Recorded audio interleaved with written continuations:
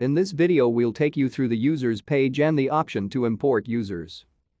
The users page can be found on our online dashboard, which is accessed by going to app.vacationtracker.io. Under settings, you'll find the general page. If you turn on the import users automatically feature, we'll automatically import and activate all new regular users from your Slack workspace. If you want to activate a multi-channel guest user, you'll need to invite them manually.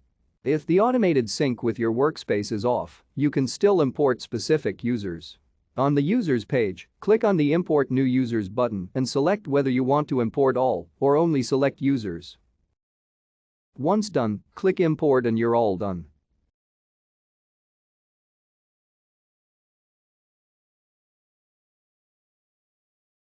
If you have some additional questions, check out our website, our Helpdesk, or reach out to us at any time at hello@vacationtracker.io.